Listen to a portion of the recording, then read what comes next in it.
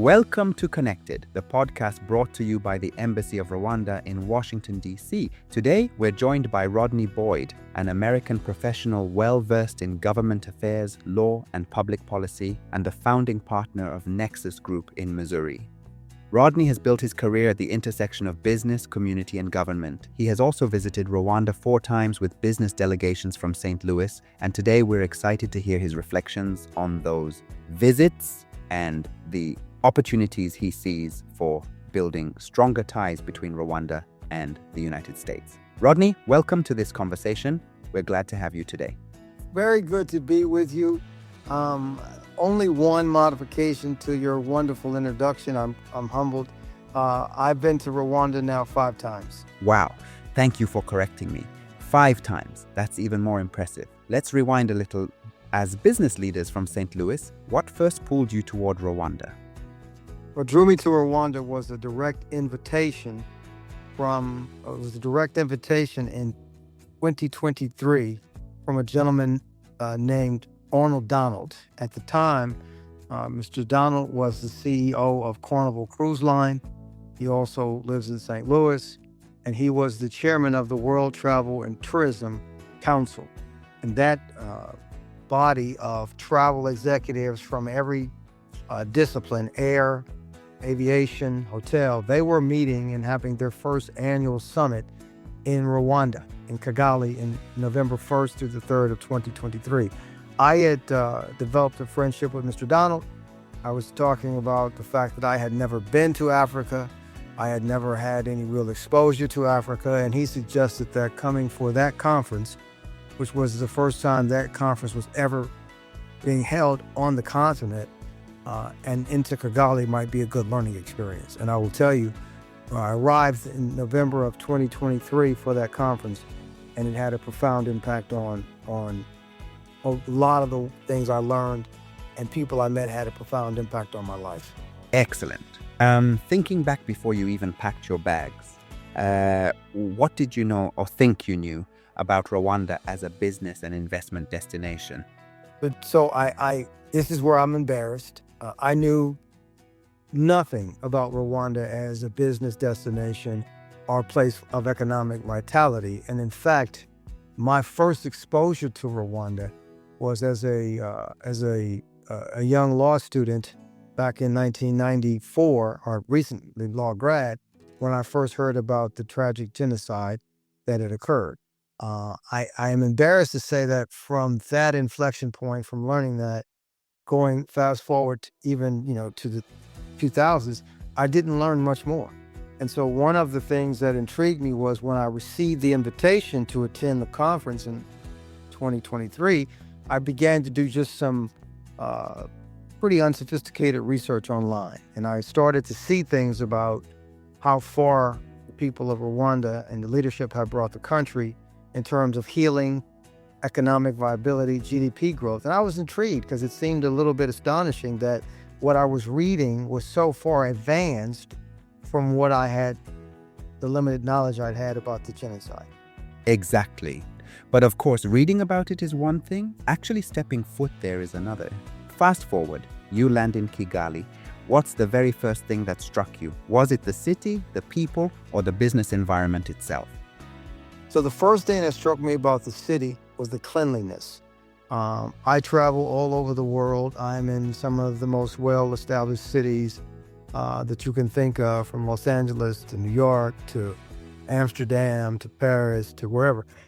And in all of those cities, I've sort of gotten used to a kind of just an urban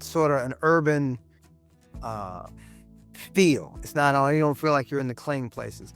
So when I landed in Kigali, I got up the next morning, began to drive around, I noticed that the city was incredibly clean. I noticed that a lot of things that I had gotten accustomed to seeing in major metropolitan areas throughout the globe just weren't there. There was no trash in the street. There were not homeless people laying everywhere. I didn't see people standing on the corners with drug addictions and begging. So it just hit me that something's happening in this place, in this city of 2 million plus people, Kigali, that is different than what's happening in other cities in the world. And it piqued my curiosity. Now, about the people. I began to interact with the people that were working at the hospitality industry at the hotel, people that were working in local conventions. And I started to see this consistent horde of just kindness, friendliness, openness to welcome me in as a foreigner, willingness to share with me aspects of their own lives and journey. And so the people really sort of made me feel extremely comfortable, welcomed, and appreciated me being there. And that meant a lot to me for my first time. First time in Rwanda, Kigali, and then first time in Africa. So it was very, very compelling. Economically, this is where it got even more intriguing. To see this sort of, when you're in the center city, Kigali, and to go around and meet some of the different players there, I had a chance to visit a facility called Norskin. It's a makerspace where creatives are there making, starting businesses and, innovating and solving problems. And I hadn't expected to see that level of sophistication in terms of creatives and startups and tech presence. And, people were starting solar car companies there, and drone delivery companies were in that space.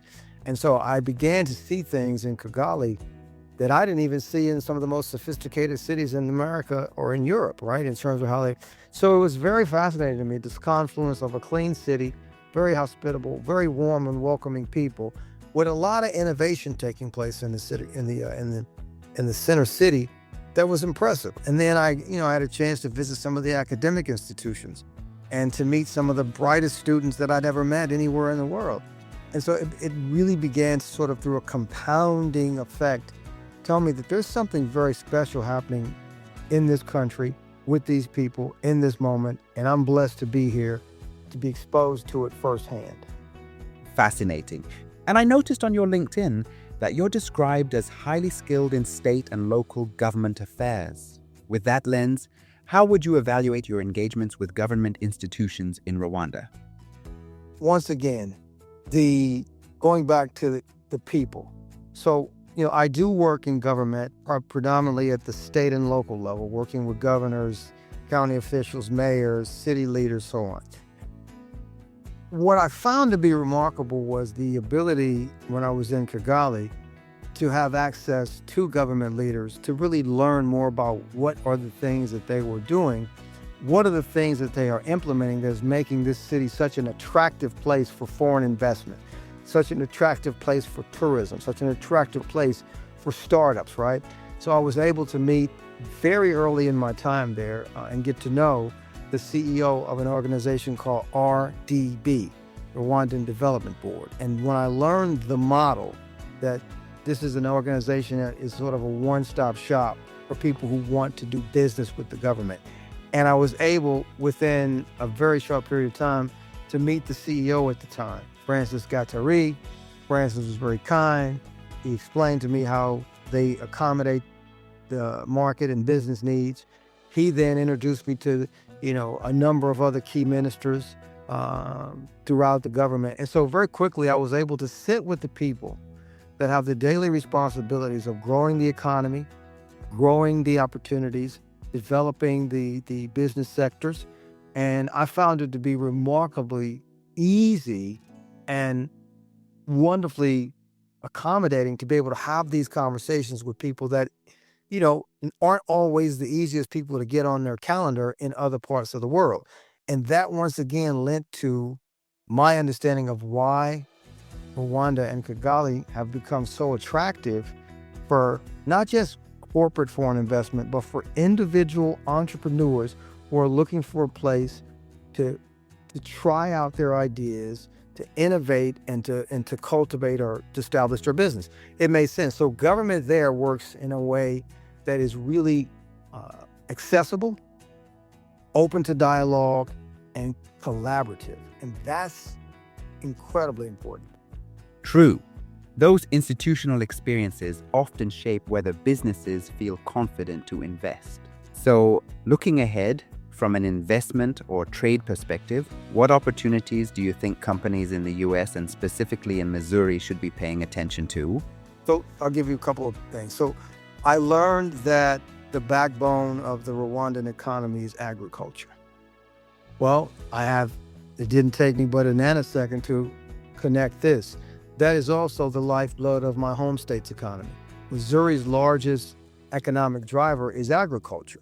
And the beauty of it is a lot of what Rwanda, as a relatively young emerging economy, what they're struggling with, dairy, milk production, quality beef production. These are skill sets and things that we have mastered in Missouri. We have one of the strongest beef production systems in the world. We have an incredible veterinarian educational infrastructure that supports that industry. We have one of the largest producers and distributors of dairy products, a company called Prairie Farms, right here in my backyard. So when you start to think about what Rwanda is trying to accomplish, the challenges, right? And the skill sets and the opportunities to marry those two things up, that's what became very exciting for me. To take established, successful industries here in Missouri and other parts of the U.S., and to then connect them directly with the need in Rwanda.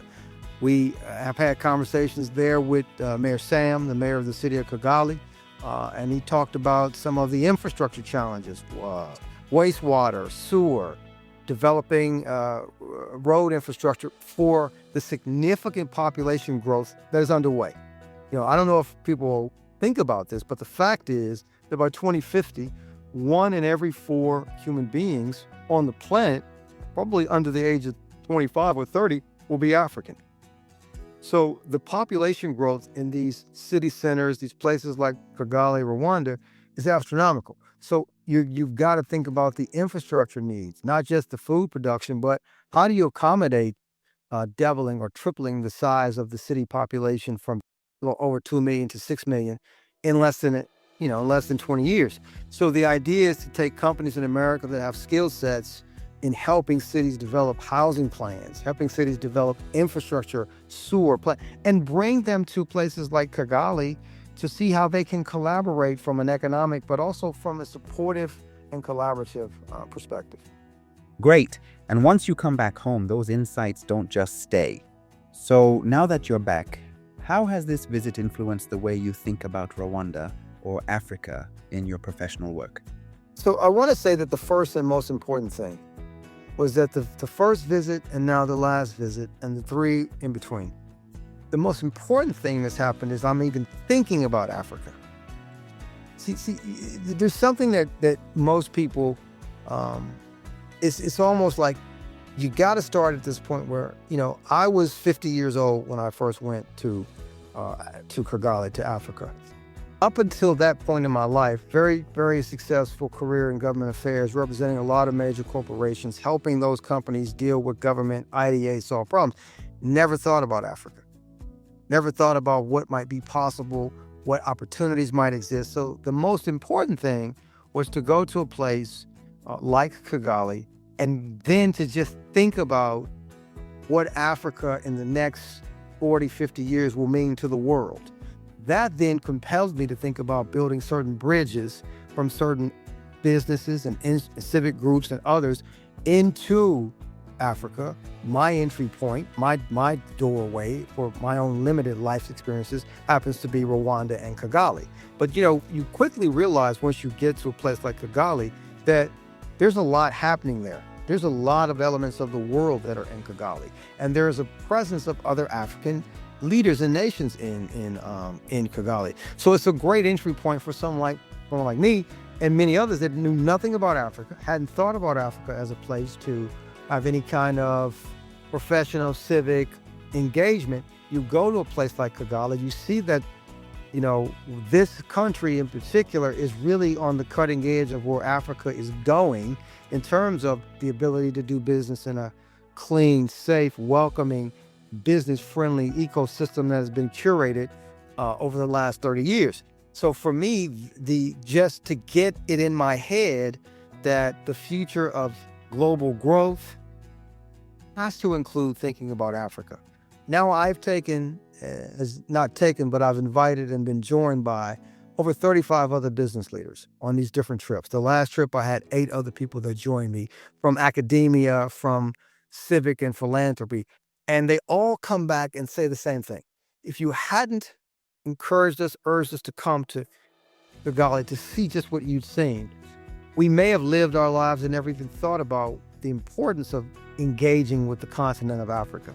And so that's for me been the most important and fulfilling aspect of my journeys to there. I don't have a lot of downtime. I have a very busy life. I have a growing family and a demanding work schedule, but it's been so profound and so impactful on my life that I've now been to Kigali, Rwanda, 5 times.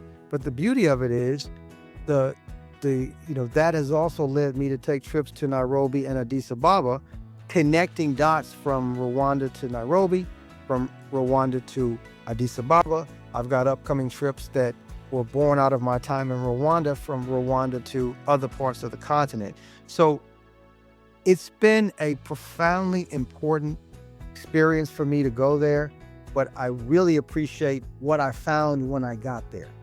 A vibrant, healthy, growing, recovering economy, rich with opportunities for those that are willing to put the time, invest the time and the travel to go there.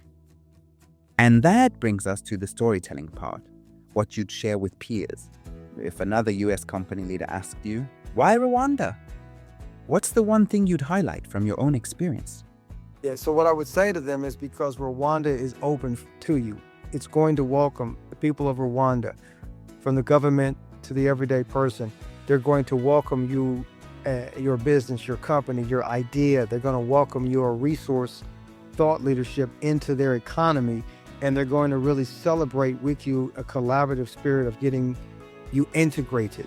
And so I know how difficult, part of my vocation, my career, is to open doors for businesses to go into new markets.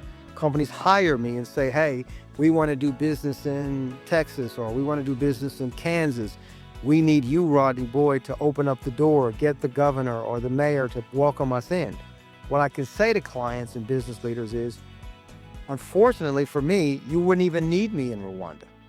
You wouldn't even need to hire me. If you have a business idea, an economic opportunity, an academic plan that's going to be helpful and constructive and positive, you can walk right into the city of Kigali, go straight into the RDB office, and within an hour, somebody's going to help onboard you to get integrated into that society. An incredible testament to what Rwanda is doing. Not so good for my core business because you wouldn't really need me.